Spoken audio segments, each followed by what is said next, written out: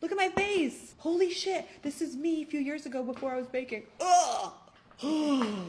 We call this look the greasy hot mess, your makeup's all over your face look. Hey beautiful people, today we're doing a video that is so necessary, so important, something that is gonna change your makeup game when you start doing this, and that is the art of baking. So there are so many things we could tell you about baking, but we're gonna break it down for you guys. We're gonna make it the easiest, most important video you ever watch when it comes to baking. So baking is crucial. Did you hear my voice go high? If you don't bake, 1, you're gonna look very greasy. 2, your makeup will move all over the place. And 3, I can't do 3 here.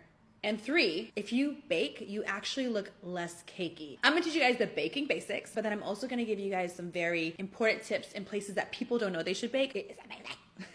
First, I'm gonna tell you guys about the baking powder. So I only use our baking powder, Easy Bake baking powder. I use it in banana bread. But if you're not using this, I do feel you should invest in the right baking powder. Ones that have a little bit of pigment help to kind of brighten your skin. This one, ours do have pigments. And also try to find one that doesn't have titanium dioxide, zinc oxide. A lot of these ingredients sometimes illuminate when you are taking a picture. And there are definitely affordable ones out there that will give you that look. We'll put a list of them down below so you guys can check out some of our favorite baking powders. And I do like the ones that are pigmented, so do try to look for one that is pigmented as well. You're gonna notice it just brightens up. It almost like kind of works as a concealer as well, which is so beautiful. It's so nice when you get like a little added like oomph with your baking powder. And if you guys bake already, please let us know in the survey above. I want to know.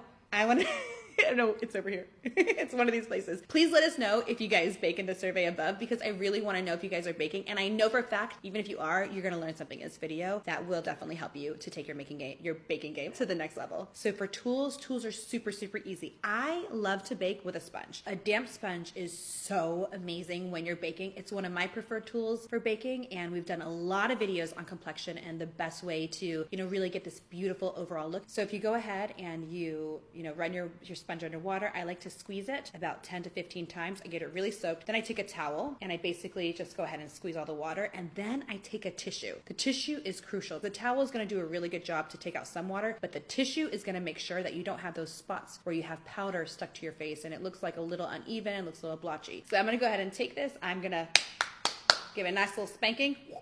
Make sure there's a nice little bit of powder here. There's a lot.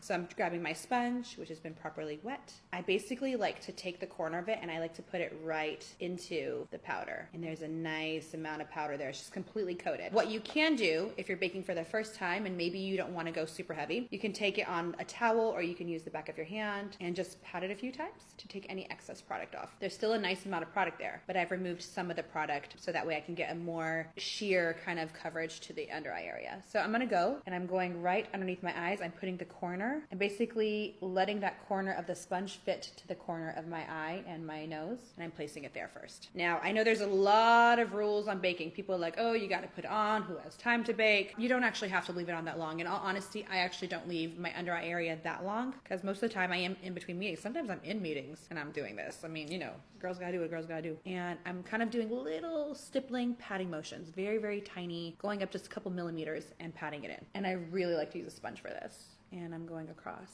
just using any excess product, not wasting anything, picking up that product and dragging it out. So this is light baking. We did a little bit of baking, we set everything in place. Now we're acting a little bit as a highlighter and I want to snatch my nose. So I'm gonna go ahead and go along the nose now. And around my nostrils, this is called the navel fold. I smile like crazy and I'm not gonna stop. That's just not gonna happen. I don't know, I like to laugh. And I like people who make me laugh. And I like people who laugh at my jokes even more.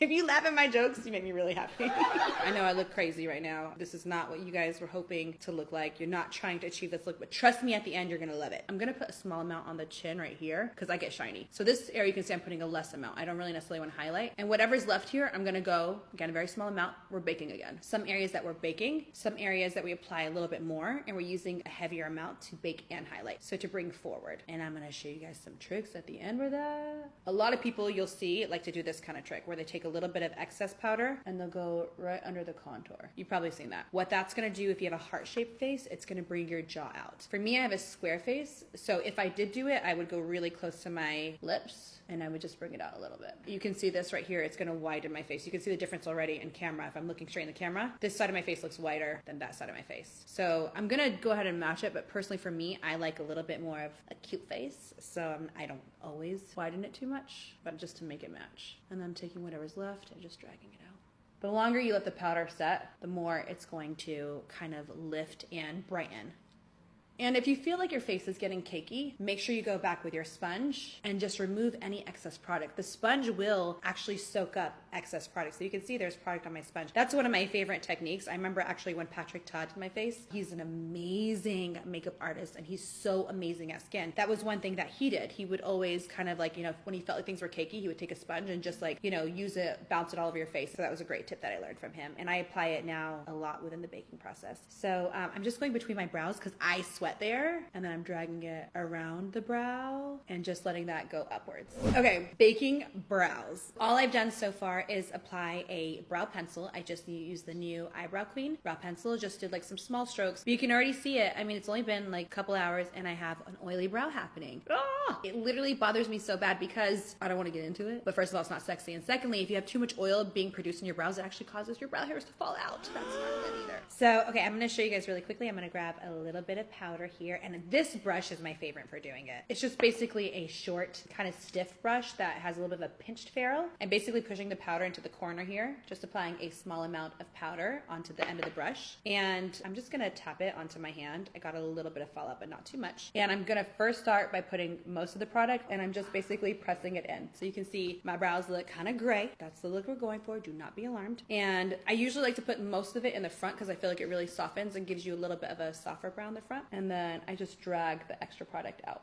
I like really see a big difference in my makeup when I do this. Like, I sometimes like to use the other side of the brush to get into like the ends right here where it gets thinner. And I'm not brushing it, I'm going into the brow hairs. I'm trying to get deep in there to make sure that, you know, it really does absorb that oil even after I brush out the powder. We're gonna leave this for a couple minutes. This I do actually like to leave. I like to have the oils from the brow pencil, the brow pomade, whatever you're using, kind of soak up the powder so it stays in place.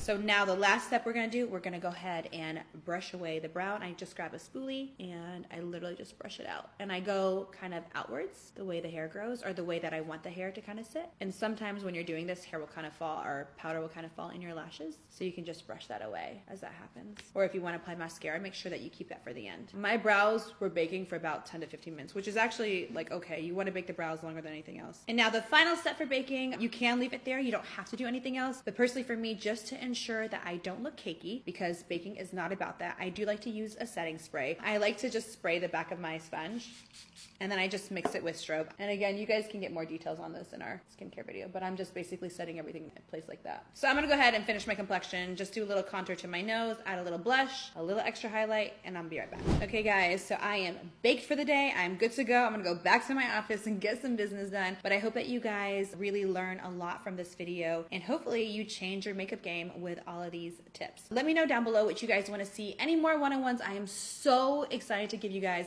the best information on makeup, beauty, fashion, business, life, relationships, maybe. Let me know what you guys want down below. I love you all so much. I hope you guys enjoyed this video, and I'll see you guys next time. Bye guys.